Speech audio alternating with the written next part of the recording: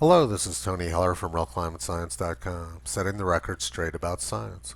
Throughout history, totalitarians have never been able to win in the marketplace of ideas, so they always end up relying on censorship and intellectual violence. Those on the political left believe that they have successfully stolen the election from the American people. The voting fraud in Wisconsin and many other places is very obvious. This will end up being decided in court, but for now, Democrats and the left believe that they have won. Let's take a look now at how that's affecting their behavior. Yesterday I tweeted, everything which has happened so far in 2020 would have been considered insane conspiracy theory 9 months ago. Don't be a conspiracy theorist. And climate alarmist Gerald Cutney responded to me, glad that you are finally going to stop after all these years. This is a very thinly veiled threat that he expects me to be silenced by a Biden-Harris administration. So I responded with, after more than a decade of failing to defeat me in debate, Gerald is hoping that the election theft will bring censorship. And Gerald responded with, debate you? I've never debated you, nor would I ever bother. Science does not care about your silly nonsense. Over the past 12 years, Gerald and his climate alarmist friends have spent countless hours making ad hominem attacks against me. And at the same time, my following around the world has massively increased, as has my influence in the discussion. For many years, I've had a standing offer to debate any climate scientist who thought they could defeat me. All they needed to do to end my influence was to hold a public debate with me and defeat me in the debate so that I lost credibility. But climate alarmists know that they can't defeat me because I'm telling the truth and they aren't. So they rely on censorship and other dirty tricks. The primary tools in the climate alarmist toolkit are misinformation and spreading fear. They can't debate me because I have the knowledge to show that what they're saying simply isn't true. But their fear campaign has been very successful among some groups of people. This person responded to Gerald Cutney's tweet. Climate change is the most toughest, or I would rather say the most difficult problem humanity has ever faced.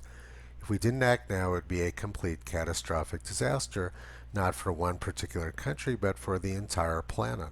There's a perception among climate alarmists that because of climate change, the world is falling apart and lots of people are dying. But there's no basis to this claim. I responded to him with, meanwhile, back in the real world, fatalities from bad weather have plummeted to a record low. Over the past century, fatality rates in the United States due to weather events are down more than 90%. And the same trend is true all around the world for deaths from all types of natural disasters. One of the primary reasons why the world is much safer now for humans is the widespread availability of low-cost fossil fuels. People can stay warm in cold weather, they can stay cool in hot weather, and they have the ability to escape from dangerous situations in an automobile. Fossil fuels have improved just about everybody's life around the world. But Joe Biden has promised to end fossil fuels. I guarantee you, we're going to end fossil fuel, and I am not going to cooperate. What Joe Biden promised in that clip would be devastating to humanity and devastating to our economy. Just about everybody is dependent on a readily available low-cost energy supply, and fossil fuels is the only such energy source which is available to most of the people in the world. Climate alarmists rely entirely on misinformation, censorship, and fear to push their agenda. And they're hoping that their fake election results will make it possible for them to implement widespread censorship. But in order for them to do this, they're going to have to get past the Supreme Court twice.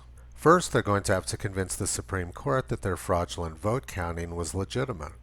And after that, they would have to convince the Supreme Court that the First Amendment no longer applies. The First Amendment to the U.S. Constitution states that Congress shall make no law abridging the freedom of speech. Climate alarmists are afraid to debate me because they know that I would be their worst nightmare. And they are certainly not going to want to put me on the witness stand in a trial about free speech. That would not go well for them. Democrats claim that they love civil rights when in fact they're its worst enemy. 150 years ago, Frederick Douglass said, to suppress free speech is a double wrong. It violates the rights of the hearer as well as those of the speaker. It's just as criminal to rob a man of his right to speak and hear as it would be to rob him of his money. Democrats are not going to have much luck in court trying to defend their totalitarian leanings.